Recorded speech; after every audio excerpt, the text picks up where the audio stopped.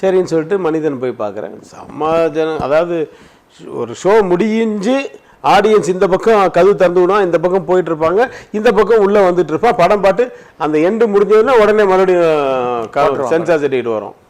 எல்லாம் வந்து நடுவுலே தான் வந்து உட்காந்து பார்ப்பாங்க, சைடு பூரா நின்று பார்ப்பாங்க. இந்த பில் அடிப்பான் படம் முடியறதுக்கு முன்னாடி. அப்படியே எல்லாரும் எழுந்து இந்த பக்கம் போகணும், இந்த சைடு உள்ளே வந்துட்டே இருப்பான். எல்லாருக்கும் டிக்கெட். அதாவது ஓவர்ன்றதெல்லாம் நான் அப்போ தான் பார்த்துருக்கேன். ஓவர் விடுறதுன்றது ஒரு வழியெல்லாம் இன்டர்வல்லாம் கிடையாது. இன்டர்வல் முடிஞ்சோடனே உடனே படம் வரும். ஏன்னா இன்டர்வலில் எவனும் எழுந்து வெளியில் போக முடியாது. ஏன்னா வழியெல்லாம் உட்காந்துருப்பாங்க, சைடெல்லாம் நிற்பாங்க. அந்த மாதிரி ரஜினி சார் படம் அப்படி தான் மனிதன் நான் பார்த்தேன். ஆமாம். அப்போ தான் ஃபஸ்ட் டைம் ஒரு என்எஸ்சியில் வந்து நான் ரஜினி சார் படம் பார்க்குறேன். இவருக்கு எவ்வளோ மாஸ் ஆடியன்ஸு அந்த காலத்துலேயே இருக்குது அப்படின்றது அப்போவே தெரியும்.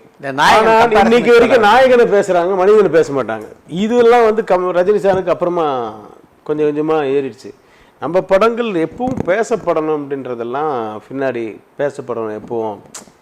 ஏன்னா நாயகனை அவர் எத்தனை வாட்டி பார்த்துருப்பார் அப்படின்னு சொல்லிட்டு தான் கொஞ்சம் கொஞ்சம் அவர் ஸ்டைலை வந்து கொஞ்சம் கொஞ்சம் கமர்ஷியல்னஸை வந்து கொஞ்சம் குறைச்சி மாஸ் படமாக இருக்கணும். அந்த சேம் டைம் அதில் கொஞ்சம் விஷயங்கள் வித்தியாசம் இருக்கணும் தான் பாட்ஷா, அப்புறம் தான் முத்து, அப்புறம் படையப்பா, இதெல்லாம் பண்ணார். ஸ்டெப் பை ஸ்டெப் அது எப்படியே இன்க்ரீஸ் ஆச்சு பாருங்கள்.